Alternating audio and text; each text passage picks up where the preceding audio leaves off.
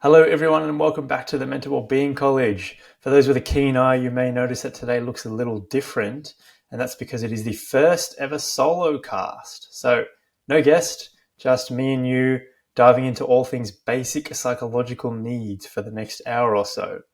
This episode has been months in the planning, and it's been really exciting to put together, so I hope you take a lot away from it.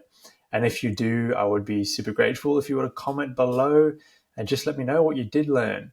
Or even if you have any feedback on how we could make this solo cast more infotaining for you, do let me know. It's made to be watched, so watch it on YouTube, Spotify. There's a lot of little graphics and animations just to help color in the message and the content that I'm trying to convey. But of course, if you're driving or whatnot, stay safe and just listen. But yeah, we'll dive into today's episode. And if there's anything that you do take away, please do hit subscribe and follow. This is how we continue to grow the show. Welcome to the Mental Wellbeing College, where we take a deep dive into the wonderful world of mental wellbeing. Each episode, we take a journey through the evidence with a global subject expert to extract the applicable strategies so you can take steps to improving your mental wellbeing. So what are the three basic psychological needs, and how can they lead to a high level of well-being and functioning, whether it's in your relationships or at work, on the sports field or in the classroom? These are some of the questions that we'll be discussing and answering in today's solo cast, and in particular we'll be going through what the three basic psychological needs are, how they benefit you and your well-being, importantly, what are some strategies that you can implement to actually increase your level of basic psychological needs, or as it's called, need satisfaction in your life. And along the way, we'll be talking about some cool experiments which actually show the benefit of these needs that have been done in the psychological kind of literature.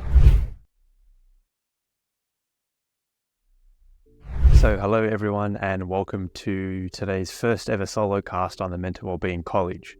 My name is Indi Dissanayake and I am a provisional psychologist, and I'll be taking you through these three basic psychological needs, which are the fundamental needs as put forward by one of the leading theories of human motivation called self-determination theory, or as I'll refer to it here on as SDT. So these three needs are purported to be essential to psychological functioning the same way that minerals and sunshine and water are essential to the growth of a plant, or the same way that vitamins and minerals, iron, vitamin D, are essential to our optimal functioning as human beings. The three psychological needs are just as important to our psychological functioning. So these three needs are cross-cultural, and there's been abundance of studies done looking at the kind of effect of these needs in Eastern and Western and individualistic and collectivist kind of cultures, and also across a number of different contexts. So they apply in your relationships, they apply when you're at work, when you're exercising or playing sport, when you're at school or college. They've been done in a number of different contexts. So they have a real kind of applied effect across a range of settings and cultures. And it's been purported that actually the deficiency of these needs, so when you don't have an optimal level of the three basic psychological needs, this is actually underpins a lot of suffering, mental health concerns, and even some mental illnesses as well. So let's get right into it. The three basic psychological needs are autonomy, relatedness, and competence. Autonomy, relatedness, and competence. And a handy kind of mnemonic that I've used over the years that has helped me to remember them is ARC, A-R-C. So autonomy refers to having a sense of meaningful choice, a sense of volition in your actions, and kind of like feeling as though you are the author of your own life rather than being controlled by other people or society. So really this is characterized by doing things in your life on an everyday basis that are aligned with your values. Because obviously if you're doing values-oriented things, you're more likely to be the author of those things rather than doing things that perhaps society values or your friends, your family values. You're doing them with a sense of independence, but really meaningful choice in the way that they're done. Now, the second need is relatedness, which refers to having a sense of kinship or connectedness with others around you. And easy way to remember this is it's about feeling cared for by others and caring for important others. So, for example, if you have a sports team and you feel a sense of connection with the people in your sports team, they're more than just an instrumental value of being teammates, they're friends, they're people you care about. That can, for example, epitomize a sense of relatedness. And then that third basic psychological need is competence, which is feeling a sense of mastery in your environment. So think of mastery as kind of you are able to work through challenges. It's not that there's an absence of challenges or stressors, but rather that when you encounter them, you're able to work through and you're able to kind of have that sense of personal growth, continually developing yourself. So that's a sense of competence. And those are the three basic psychological needs in a quick nutshell. So the question remains why you should actually care. Why are these important? It's easy for me to kind of sit here and say that SDT says that these are important and, cite some studies, but let's dive into the weeds a little bit. So higher basic psychological need satisfaction. So this is need satisfaction. You'll hear me talk a lot about that. That is essentially when you have a higher level of autonomy, relatedness, and competence, or the ARC needs. A higher level of need satisfaction is correlated with lower psychopathology or mental illness, lower symptoms of anxiety and stress, correlated with higher relationship satisfaction, higher work performance and satisfaction in your job, higher engagement in educational settings, so at schools, in colleges. And I think this is really kind of encapsulated in a really cool study by Richard Ryan, who is one of the kind of co-authors of this SDT theory, if you like. And him and co-authors in 2010 studied the mood of people in their week and across their weekends. And what they found was something that I think we can all relate to, which is this weekend effect, that most of us feel a higher sense of positive mood on the weekend. And what they found was that people's moods were kind of increasing Friday night, Friday afternoon, and then dipping again Sunday night and remaining low throughout the week. That's something we can all relate to, right? But how does that actually connect to SDT is that what they found is that this effect of higher mood on the weekend compared to during the week was actually mediated or explained by having a higher level of need satisfaction. So what they found was that people were having a higher mood or higher positive mood on the weekends, partly because their needs were being met more on the weekend than during the week. Now, this obviously isn't the case for everyone, but you think about it, you think about this weekend effect, right? A higher sense of autonomy felt on the weekend. You're doing things that you want to do, right? Many of us are working at jobs that perhaps we are there just to pay the bills, or maybe we do derive a sense of meaning from, but inevitably in any job, there's a real sense of having to do things that perhaps you don't really want to do, particularly if you're working in more of a job than, say, something that's a mission or a real passion for you. So whether that's having to, submit reports at a certain deadline, or even just the idea of having to clock in at a certain time, that can kind of decrease your sense of autonomy, your sense of freedom, and the choices that you have around your day. Compare that to the weekend. You wake up whenever you want. You pretty much do whatever you want in terms of the activities. You have a lot more control and choice over the actions. So that's how the autonomy level explains a higher mood on the weekends. And then if we come to relatedness, typically you get to spend your weekends with your family, your loved ones, your friends, people you genuinely care about, whereas that may not be the case with your team or people that you work with or clients. Again, it may feel more like a means to an end. I talked a little earlier about instrumental value. Perhaps people that you work with, you're spending time with them at work, you're working in the cubicle next to them, for example, but you're doing that because you have to. Whereas on the weekend, you get to hang out with your friends, you get to hang out with your partner, your children, people you intrinsically want to socialize with. So that's the kind of the difference in the sense of relatedness in terms of the weekend. And then if we come to competence, this time there was a little less effect in terms of how that impacted the weekend. But even then, this may not apply to everyone, but if you're at a job where you're finding it's really challenging and you're struggling with those challenges, you're feeling a lack of growth, you're feeling like you're out of your depth, again, you can see how competence may actually dip during the week. And then on the weekend, if you're spending time doing things that you enjoy, and typically, we do things that we enjoy, we have a sense of efficacy or a sense of growth and effectiveness or competence in them, whether it's the sport that we play or whether it's, the arts class that you're taking and you're seeing yourself get better and better and better. Those things are typically done on the weekend.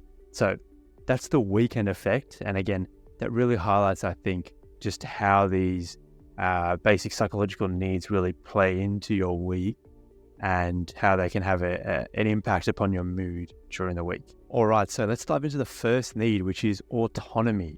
So autonomy refers to having a sense of volition, sense of meaningful choice, feeling like the things that you're doing are self-authored and self-initiated. I'm doing this because I chose to, because I want to. So an example I think that most people can relate to, either that's going on for them now or that they have sat on either side of this coin, throughout their life, I think is at work. And if we think about, if you've ever had a manager who's kind of micromanaged you, they've really, really kind of just been on top of you and you felt like you've had almost your freedom on an individual day-to-day basis kind of curtailed. They're telling you what to do, when to do it, and they're constantly in your ear and really all over you with minute feedback, not in a kind of a competence boosting way, but in a controlling way. That is a sense of low autonomy that you're likely to feel because of the way you're being managed there, right? You feel like you have minimal choice. You feel like you have minimal kind of freedom and liberty in that role at work. Whereas if you've ever had a really kind of more laissez-faire or a more relaxed, so to speak, manager who kind of allows you to go about the process the way you want as long as the work gets done, who allows you a certain level of flexibility, and in that work culture you feel like, again, as long as you're meeting certain higher order outcomes and KPIs, you're able to do the work in a way that you want, in a way that works for you, whether that's having the freedom to work from home or a bit of flexibility over your hours. These are examples of how you might have higher autonomy in a workplace setting.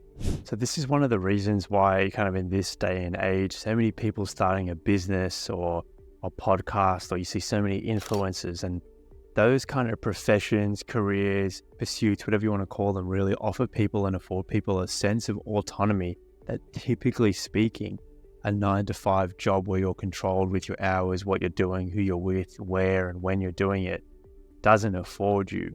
So, if you're doing, for example, with this podcast, I get to choose the guests, choose the topics, I try and have them informed by listeners and audience, but ultimately I am the one who gets to choose when, where, what I do on the podcast. That allows me a sense of autonomy. Whereas when I go to my kind of more 9-to-5 job as a provisional psychologist, the clients are booked in for me by someone else. I don't choose who I see. I do them at an office. I have to go into that office and I know that I need to be there on certain days when I'm not working from home. The environment itself, I don't get to control. It's an office that the managing directors are the ones who rent it out, and I just go into their offices and fulfill the sessions, right? So that's kind of a lower level of autonomy, say, compared to doing something like a podcast. And the key thing here is choice and values. So if you think about choice, that's about, kind of what we talked about in terms of who, what, when, do you have control over those kind of outcomes, but also about values, because you can be in more of a 9-to-5 setting in a workplace context, but if you're doing something that is really aligned with your values, that can still kind of lead you to have a higher sense of satisfaction of the autonomy. If you're doing something because you want to do it and it is aligned with who you are, for example, if you really want to save children and you're a children emergency doctor, you're typically not going to be working for yourself. You'll be working in a hospital setting, but you're doing that because you want to be there, because it aligns with your values. This is something that you wanted to do for a long time. It's important to you, and you have self-authored that decision to be where you are. You're feeling a sense of higher autonomy. So kind of based on that, here's a bit of an exercise. And I think in today's Solocast, what would be really, really beneficial is, rather than me just kind of telling you about what the psychological needs are, is to pose a few questions that you can kind of reflect on. And hopefully that'll bring you about some self-awareness, and that'll facilitate some changes if you feel like you need to make changes. Because one of the real key drivers of change, or necessary but not sufficient kind of factors, is having awareness over what you can and can't change, or what you feel like you need to change. And these questions, kind of thought-provoking questions, may facilitate some of that heightened self-awareness. So in terms of autonomy, have a think about what areas of life you feel like you have a higher sense of autonomy in. Because remember, you can have a really high sense of autonomy in your sports team and maybe at work as well, but maybe in your relationship, you're feeling like you're being dictated to, you're being controlled a lot more than you want to. There's a bit of a values conflict between you and your partner, and you're constantly compromising, for example. Or maybe you're feeling like at university, you're needing to take a bit more ownership over what you're doing, maybe even change degrees to something that's a bit more aligned with your values, so that you feel like you're not just there because I'm at uni because everyone else is, but I'm here because I'm enjoying something, it's important to me. So think about the domains in which you have a higher sense of autonomy and a lower sense of autonomy. And then have a think about, are the activities that you're doing, are they personally important and meaningful to you? So this is getting at that kind of values lens that I was talking about, right? Is what you're doing aligned with your values? If you're in a career because it's just purely driven by finances, right? Now, everyone's situation is different, right? Perhaps you really need to, and you're in a situation where you just need to pay bills. But perhaps also on the other side of that coin, you're being held down by kind of those golden handcuffs, and you do have a sense of freedom to pivot to a career that is more important to you, or to a role within your company that is more aligned with your values, and you're just there because you're just bored, or you're there because you're just trying to collect a paycheck, right?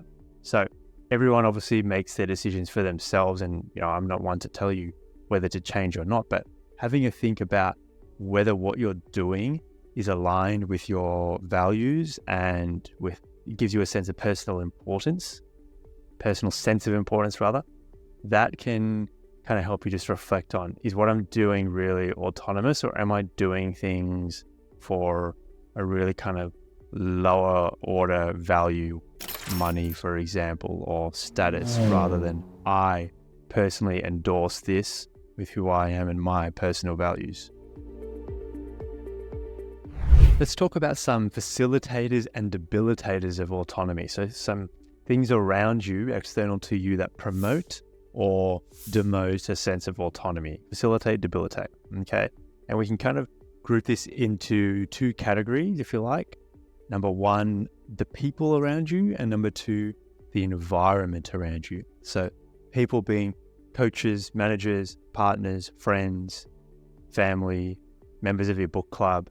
Environment being the culture of your workplace, the culture of your sports team, your sports club, but rather the kind of broader environment. So this can even go to the city you live in that has, intrinsic values. Are you living in a more conservative society, whereas you have really kind of liberal values, and there's a bit of a values conflict there, and you're feeling controlled, for example. So people and environment. And what I'm going to talk about refers to now autonomy support or autonomy thwart. So are the people and environments around you supporting your sense of autonomy, or are they thwarting and reducing your sense of autonomy?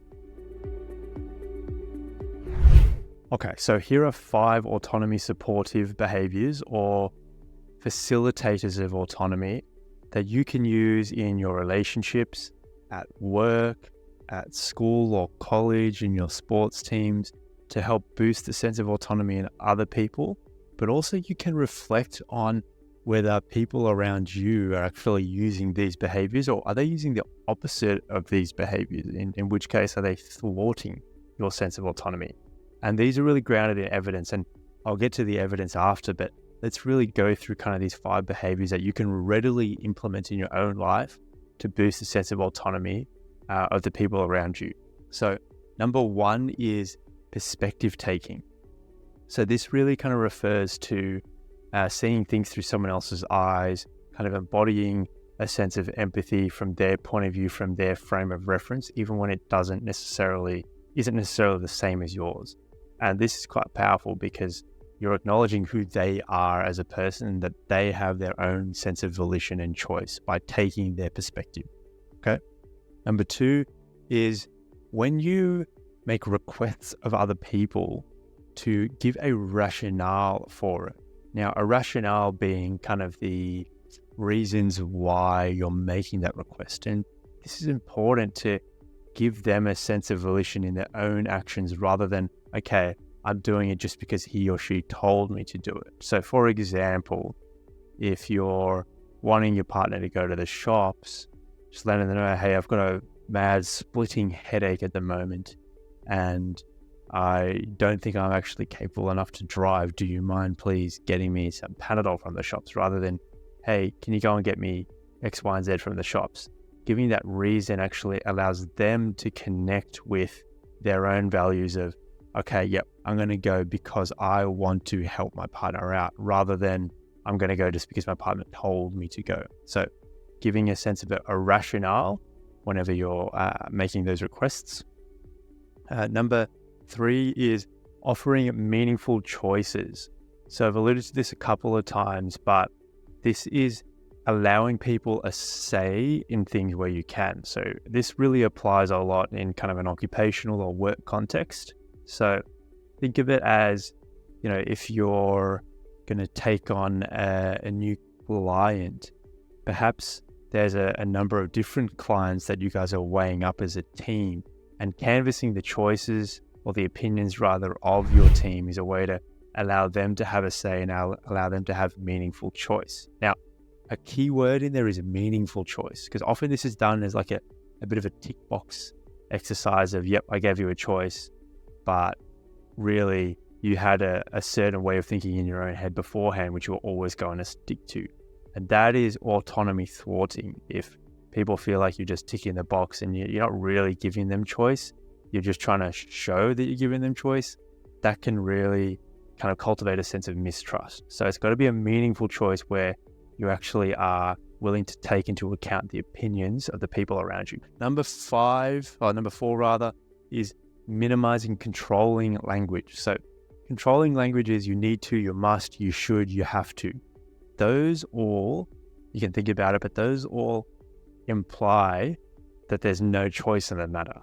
They have to do what you're saying because you're God, your word is bond, and they don't have a choice. Rather than saying words like, changing the language to, I'd like you to, or can you please, and framing it as though they have a sense of choice, and ideally, again, giving them a sense of meaningful choice, rather than taking that all away with the language that you use. So being conscious of that. And number 5 is understanding the value set of the people around you and trying to make their values incorporated into decisions as well. So this is kind of in recognition that people have different values, whether it's family, service and impact to the world, physical health, social life and social status. So it's understanding that you have your own value set, but other people have different value set around you, and trying to work with that and be flexible such that you're not causing people to compromise on their values or to work through scenarios where they're not able to connect with their values. So that really comes to self-awareness of your values and of the values of the people around you, and then incorporating that as best as possible. So I said this was based on a lot of evidence, and that I didn't pull out these 5 kind of behaviors just out of thin air. So for example, a 2011 meta-analysis by Su and Reeve, which I'll link in the show notes, found that in trials where where people were trained with these 5 autonomy supportive behaviors. So people being doctors with their patients, parents with their children, teachers with their students, sports coaches with their kind of underlings, where managers as well in the workplace, where they were trained with these 5 behaviors, there was a strong effect on the level of autonomy of these coaches, parents, teachers, managers. That is, when they were trained to do more of this, to give their people more support through giving them more choice and giving them a rationale for requests, the autonomy supportive kind of ability of these coaches and the parents and teachers themselves increased. So that is, these are evidence-based to increase your own ability to support the autonomy of people around you. And there was a pretty large effect size, a Cohen's d of 0.6, which is a relatively large effect size according to the Cohen's rubric. So the kind of real message there is that doing more of these 5 behaviors can increase the ability to support the autonomy of people around you. And you can reflect on these and think about, okay, how can I kind of implement these 5 behaviors in my own life with people around me? And again, they can be done in a number of different contexts. So think about if you're a personal trainer.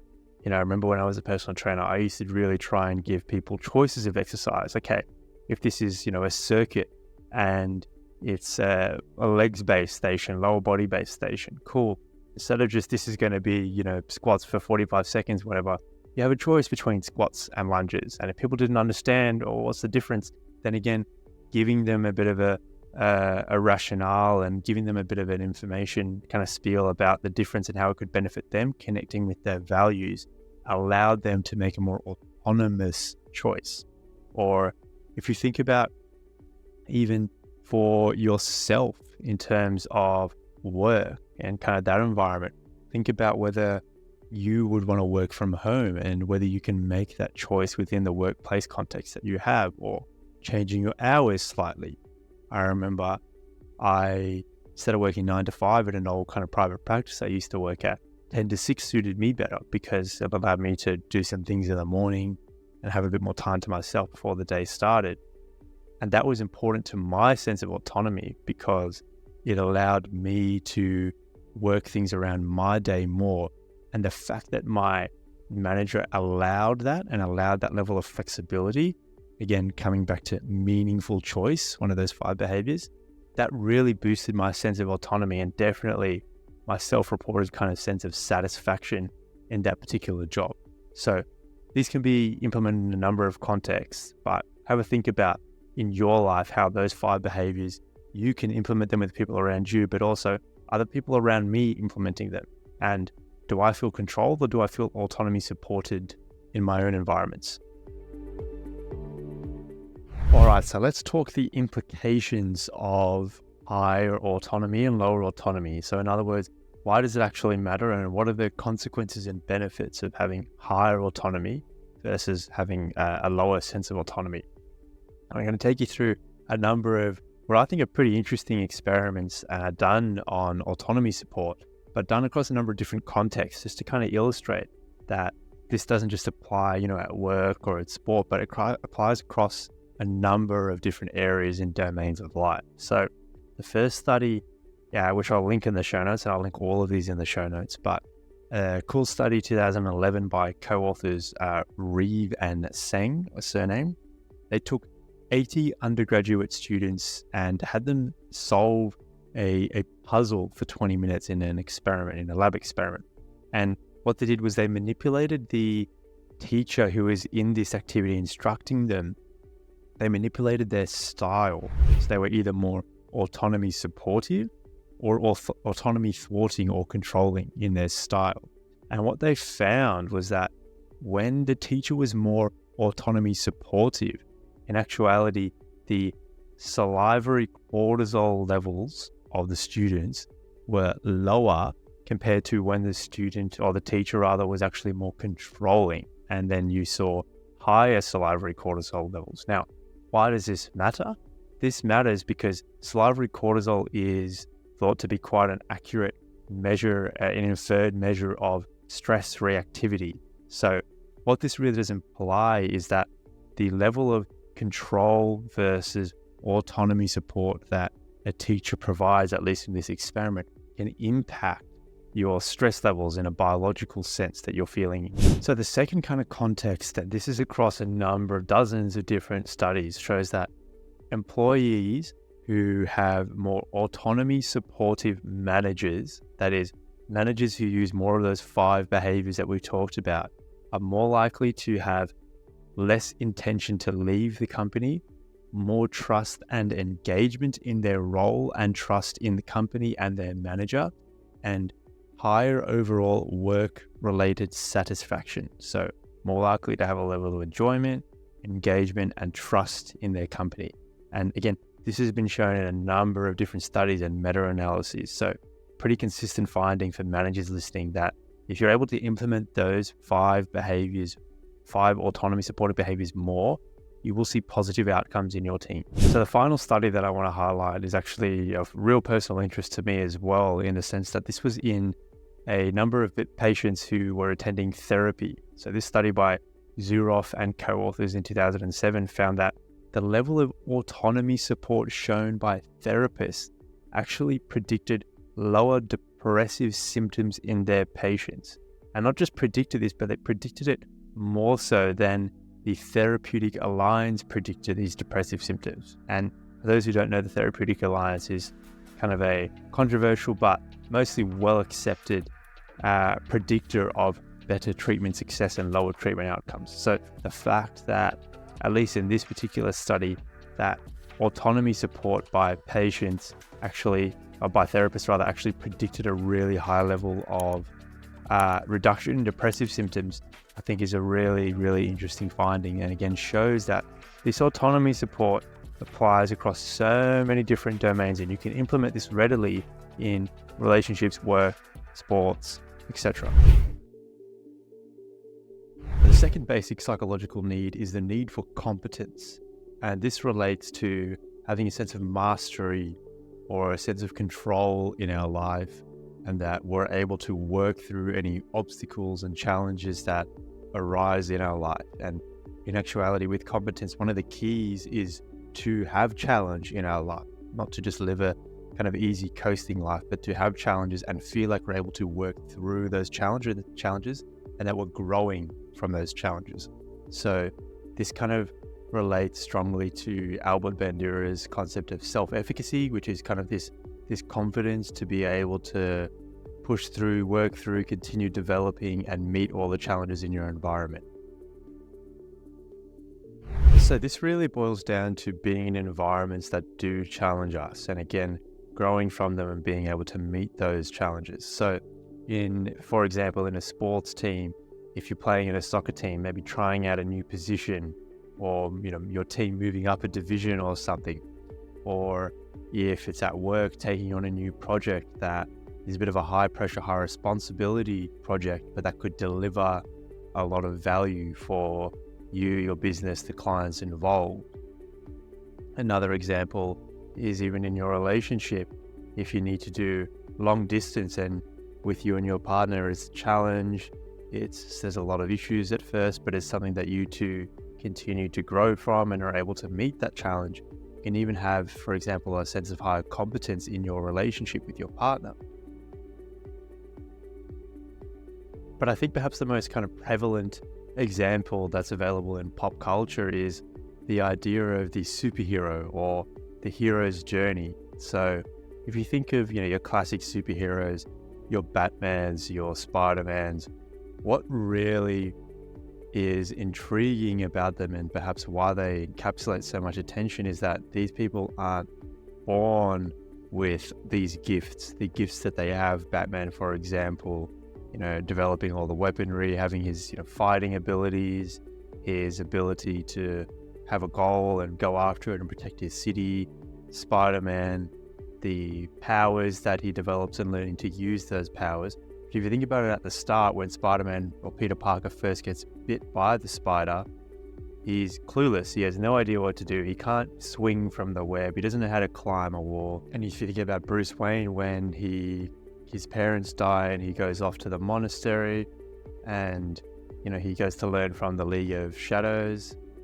He is quite clueless as well in terms of how to fight, in terms of how to protect himself. Doesn't really know what he's doing, but it's the learning and the developing of those skills, the growing of those two characters of Batman and Spider-Man, which is the competence. And that's what really encapsulates our imagination, because it shows a reflection of us and what we could be, in the sense that they're somewhere here, and then they do the work and continue to grow and grow and go, meeting their obstacles. And again, that really highlights this second need of competence, in the sense that we in our own lives, we might not be saving cities, but we have challenges in different domains of our lives. We need to learn the skills to meet those challenges, and it's through that we feel a sense of competence and growth.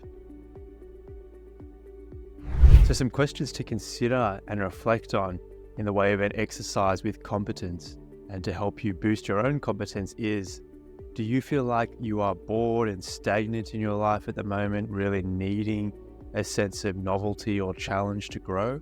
Or do you feel like you have an optimal amount of challenge in your life and that you're able to meet those challenges?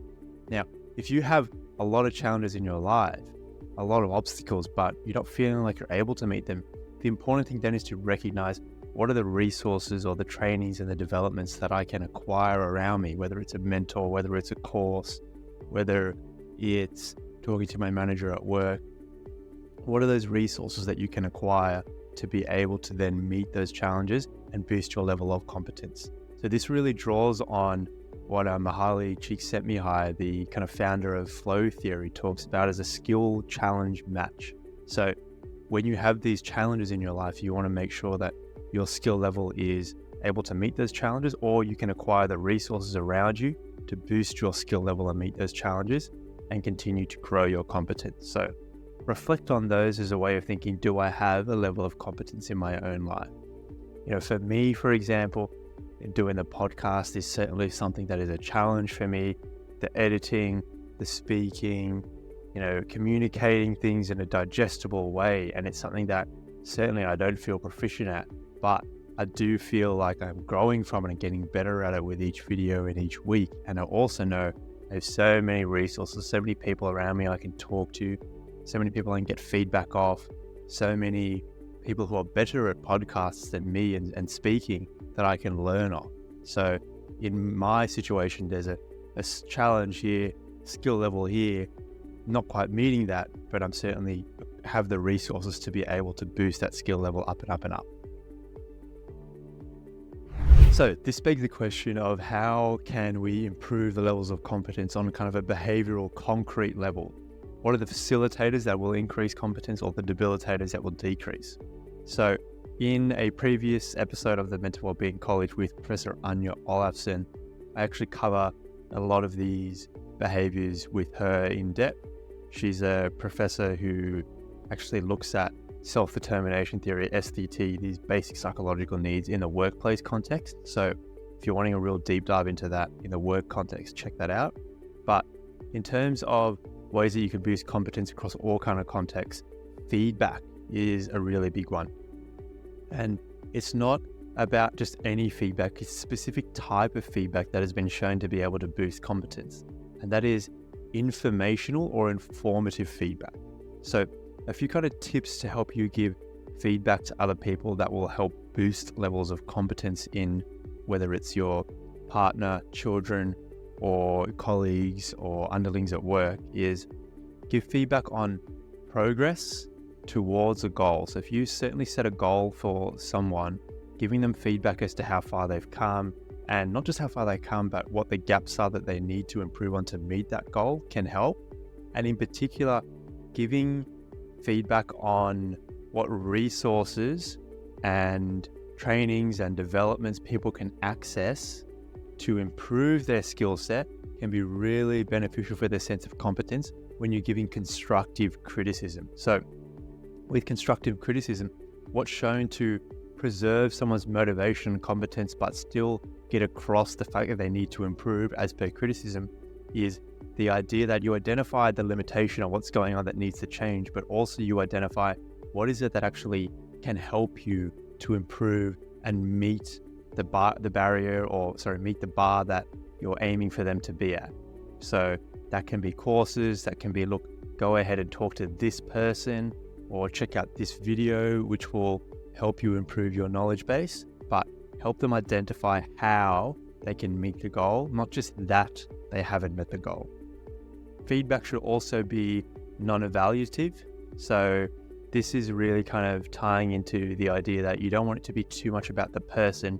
You're lazy, you're not smart. If you're kind of globally talking about the person's disposition, you're essentially implying that not only are you not at the goal now, but you never will be because you are a lazy person, you are a dumb person, for example.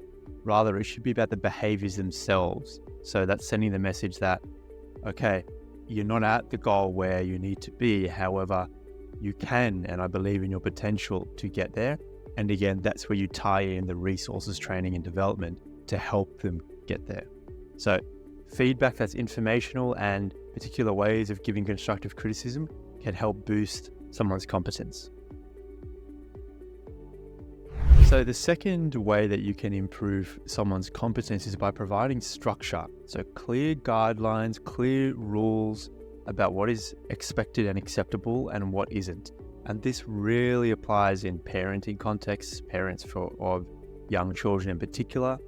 And I did a deep dive with Dr. Dave Pasalic on child psychology, where we did touch on this as well, which I'll link in the show notes, which you can check out, about how to kind of provide that structure in a more concrete sense. But the idea is that with kids, it's a world of chaos without structure, and they need to understand what the rules are and what is and isn't accepted by the role models, i.e. the parents. So giving clear clarity as to what is acceptable, and then rewards and on the contrary, punishment when people fall outside of those structured kind of norms, and being consistent about that, whether it's in a managerial sense or a parental sense, again communicates and reinforces to the individual in question what the structures and what the rules and guidelines are, and allows them to grow and feel that sense of competence because they know what they have to do to meet the goals, to meet the expectations. So one particular study, Grolnick and Wellborn 1988, found that in parents who provided more structure to their children, the children were actually less likely to have poor beliefs about their actions and their controls, less likely to believe that luck is what determines success rather than their own actions. So you can see how this is quite important for a child to develop healthy self-efficacy and healthy belief in their own ability to achieve their goals, i.e. competence. If they understand what the rules are, what the guidelines, the structure is to actually be able to facilitate them getting to their goals, then they're more likely to do the work that's required and therefore develop these more global beliefs about my actions and I am an effectual person and can affect my environment. So the third way in which you can go about boosting your own levels of competence is by having optimal challenges. So again, we come back to this notion of a skill and challenge match, which I talked about earlier, and that's a real big characteristic of flow. And if you want to be in flow, you really need to try and cultivate an optimal level of skill and challenge, and make sure that your skill level is meeting the challenge. So you don't want challenges that are too easy, because again, to feel a level of competence to satisfy this basic psychological need, you don't want to just be having a real cruisy life. The idea is to cultivate those challenges in your life, but then be able to meet those challenges with your skill set. So one way to do that is to have what we call implementation intentions. So this was a technique created by a researcher, Peter Gollwitzer.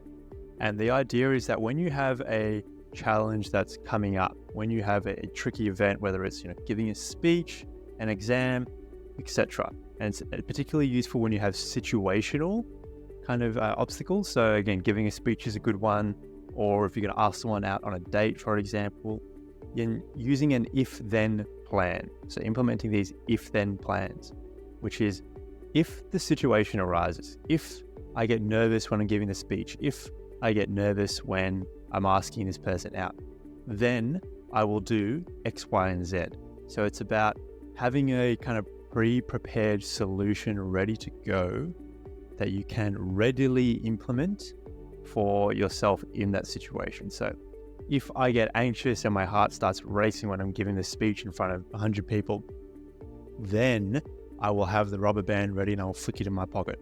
I will do the 3-4 deep breaths. If I get nervous when I'm asking someone out, I will beforehand call my friend who will talk me through it and is a real kind of good source of confidence for myself. So the idea there is having pre-planned solutions, but also having the resources readily available in that moment, the rubber band, the friends you're going to call, whomever, whatever, ready to go so that you can, again, readily meet that level of challenge with your skill set at the time. So a really interesting domain where these 3 strategies are actually used to boost your levels of competence is video games. So in video games, if we look at feedback, if we look at optimal challenge, and if we look at structure, most video games have these 3 things in buckets and spades. And this is one of the ways in which they keep you playing, is by satisfying one of these really intrinsic needs that we all have, i.e. competence. So let's look at as feedback, right? If you look at Guitar Hero, for example. So when you hit the right notes on the guitar, you get immediate visual and auditory feedback. You get, the note kind of comes up on the screen, and I think you get like points or something as well that flash up on the screen. The crowd gets louder, and you get that immediate feedback that, yep, what I did was right, boosting your competence with a little uptick each time. If you look at structure, right? So a game I used to play a lot as a kid was FIFA, and each season has a set number of games. You'd play in certain tournaments where you'd know that you have to win a few games and get points, and then you get to the quarterfinal, semi-final, grand final. If you get to the grand final, you get some sort of a prize. So again, very clear structure and clear guidelines as to what to do to get to the next level and what equals success. And then finally, if you look at optimal challenge, so typically in video games, particularly ones that have like levels, when you go up a level, what happens? The level gets harder. And again, the challenge gets up, up, up. And you need to upskill your skill set to be able to meet that challenge. So that's that optimal challenge kind of in play, which happens every time you level up and you fight a new boss or you go to the new gym in Pokemon, for example. So a little exercise then for you to, again, help you implement these strategies is just reflect on how you're using these at all in your life. If you're a manager at work, are you giving optimal feedback, or are you just lambasting your employees and making it about their character, or are you actually giving them tools and resources and feedback on how they can improve when you're giving constructive criticism? If you are in your life kind of more on a more overall sense, do you feel like you have an optimal level of challenge, or do you feel that level of stagnation in your life at the moment? So reflecting on these things can facilitate more of that self-awareness and hopefully be the first step in you taking change if you need to in your own life. So what are the implications and the consequences of having more competence? What are the benefits for our well-being in our lives? And what we see typically in like a common kind of theme across many different studies is that when you have a high level of competence, you have more flow and immersion in the activity. You are able to enjoy it more. So people report more enjoyment and satisfaction from the activity. And this applies whether it's at work, playing video games, playing sports. We also see a higher level of self-efficacy and people reporting that they feel like they're able to work through challenges more when they feel more competent, and that they're more likely to take on new challenges as well in their future. And it's important, I think, to note that a lot of these findings are moderated by the level of autonomy. So what this means is that people only really kind of extract these benefits of enjoyment, of satisfaction from competence, often only if they feel like the actions that they took led to them growing, led to them feeling more competent. So this comes back to autonomy, that first need of really needing to feel like you self-authored and self-initiated and worked through the obstacles yourself to derive the benefits from competence. So let's make this more concrete with an example, right? If at work you're struggling with a project and you go to your manager and they help you out, but they help you out through doing the project for you, and then ultimately you delivered for the company and you met the deliverables required for that project. But if you did not feel like you did that work, and you didn't feel like that you actually grew from that, then you're not going to derive the benefits from competence. Versus, say, you go to your manager and the manager directs you to some resources that might help, but then you read the books, the journals, they do the course that's required, you extract that knowledge, and then you put in the work, and now you're able to meet the deliverables on that project. That's very different, and that's more likely to lead to you getting the benefits. So again, it kind of ties in with that autonomy in the sense that you need to feel like you're the one doing the work, you're the one working through it, and you are the author of your own kind of actions in working through the challenges themselves.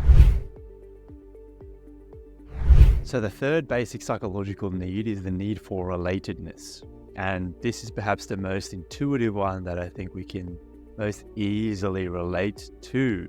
And this is the need to feel a sense of belonging to other people, to need to be cared for and to care for other important people in our lives. And it's not just about having relationships, or it's not determined by a number or quantity of relationships, but rather it's about the quality of those relationships and the real sense of meaning and well-being that you derive from the people around you and having those connections with other people.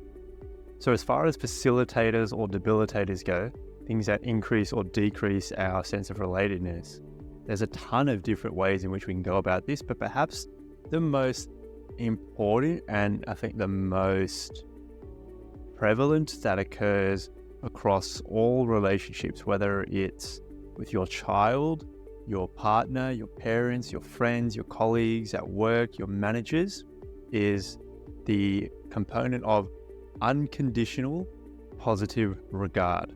So for those psychologists or people who have been in therapy before, you may have heard of this term, and it really comes from one of the kind of prominent humanistic psychologists, Carl Rogers. And the idea is that for therapists, it's really important to display this unconditional positive regard so that clients feel more comfortable opening up to them and being more open with all parts of their experience, all thoughts, all feelings, because that sense of trust and emotional safety really underpins vulnerability and growth that is necessary for those outcomes in therapy. So if you've ever been in therapy, or if you're a therapist yourself out there, you will likely have heard of this term. And this is because it really comes from a prominent psychologist, humanistic psychologist, Carl Rogers.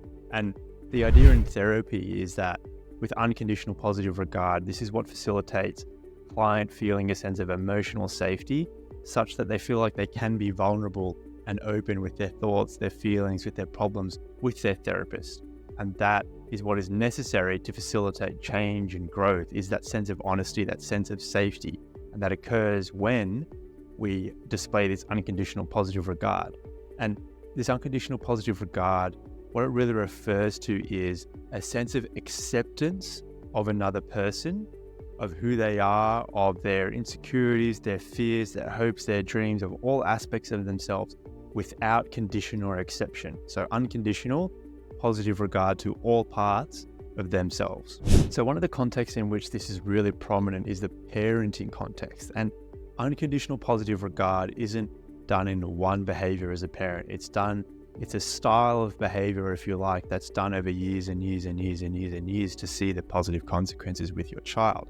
And one of those positive consequences is the culmination of a secure attachment style. So secure attachment style, as opposed to the insecure, avoidant, or anxious attachment styles, is the idea that a child feels like their parent is sensitive and receptive to their emotional needs, will be there for them. And it's about these internalized beliefs that a child has about their relationship with their parent. Is my parent a secure base that I can go to when I need them, when I'm happy but also sad and angry? Or am I unsure as to how they're going to react, and therefore I may not open up certain parts of myself to them? So you can see how unconditional positive regard of showing and displaying that acceptance to your child and all of their experience can help facilitate a secure attachment style.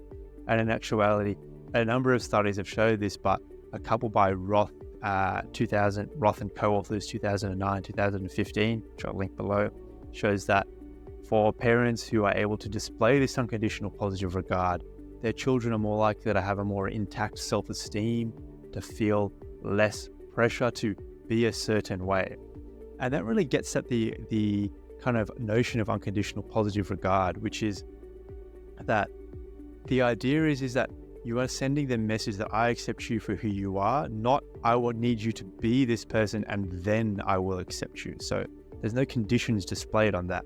Think of it as an example of kind of the child who feels like they need to bring home an A or an A+ every time to get their parents' approval, right? That child has internalized the belief, I will only be accepted if I am smart, and smart is A or A+ only. So they may be less likely to disclose subpar results. They may be less likely to share things with their parent about the challenges they're having in that academic context, because again, they feel the positive regard that I get is conditional upon me being smart and conforming to that kind of that domain of being a smart child. So the idea here is, with an unconditional positive regard, a child feels more accepted and feels like they can be their authentic self. Therefore, they're more likely to have that stronger connection and sense of relatedness with their parent. So the unconditional positive regard works in a relationship context as well, in the sense that it communicates to your partner that I accept you for who you are overall, your warts and all. Not just I love you for your beauty, your intellect, your money.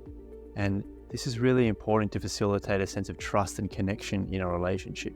And this is kind of backed up, if you like, by some work by recent co-authors, for example, who found that on days where partners felt that they were more understood and appreciated by their romantic partner, they felt a high sense of relatedness.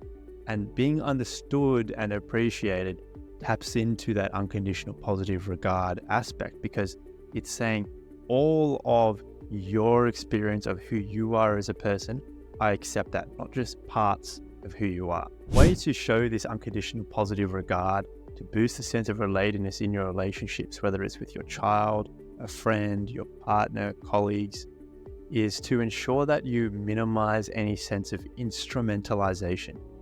So, fancy term, but this really just means that ensuring people don't feel like they're used. And I'm sure we've all been on either side of this coin, where we've either used someone or felt used ourselves for our money, our status, our connections, our knowledge, sex, whatever it is.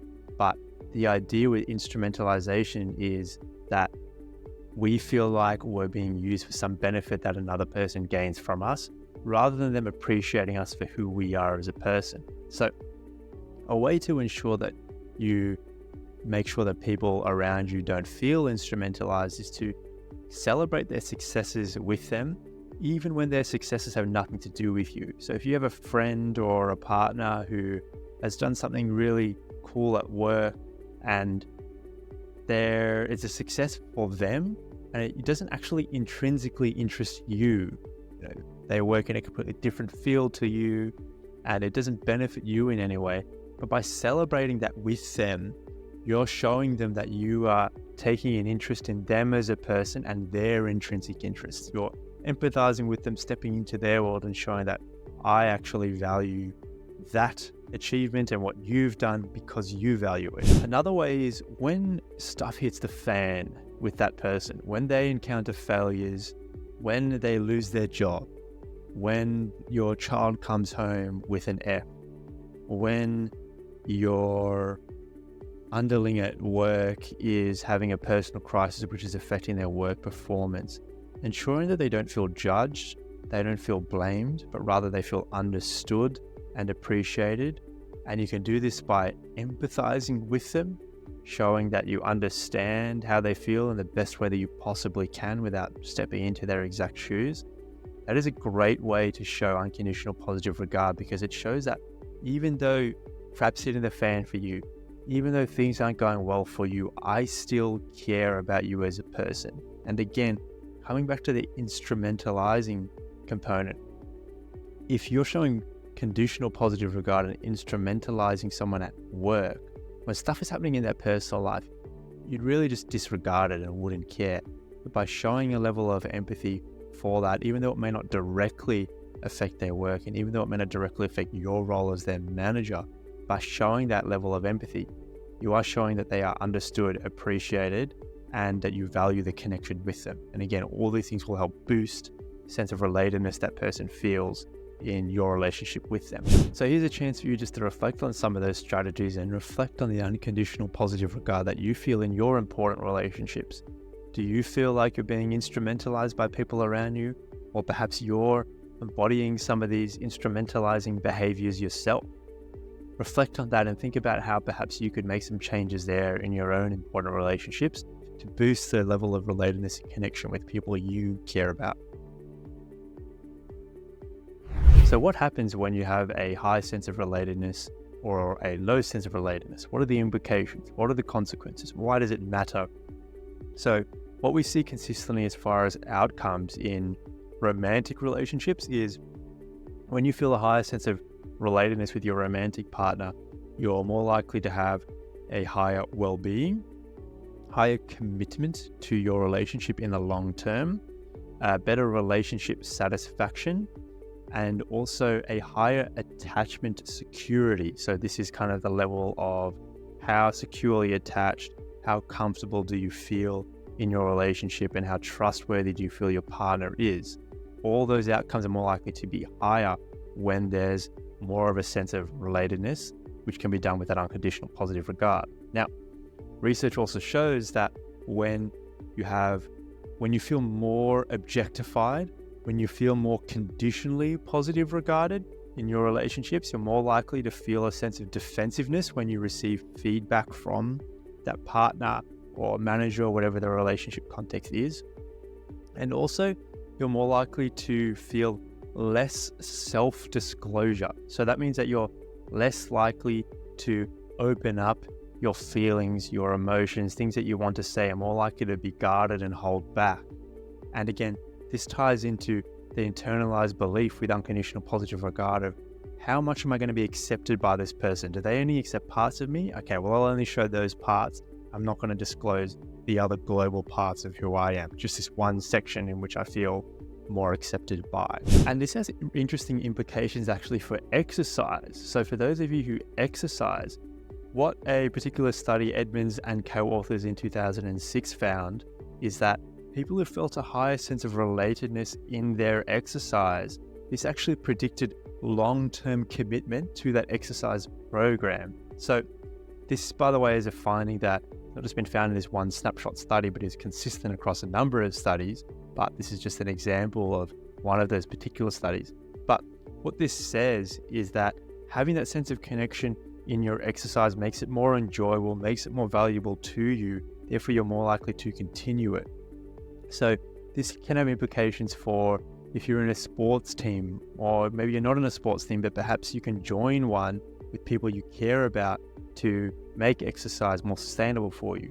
Or if you're doing group classes, perhaps joining with a friend or getting to know someone in your class can help you to actually enjoy it more and therefore commit to it more longer term. Now, this is quite important on a separate topic of exercise kind of maintenance and sustainability, in the sense that often a lot of people go for what they think is the most effective program without thinking about long-term sustainability. And relatedness is actually a very consistent predictor of exercise sustainability. So think about this perhaps if you're struggling to commit to an exercise program. How can I build in a sense of connection in my exercise, whether it's sports, class, going to the gym, whatever, to make this more enjoyable and sustainable in the long term? So the other side of this relatedness coin, the low side, we can look to kind of the loneliness literature to really see how this can have really deleterious effects on our health.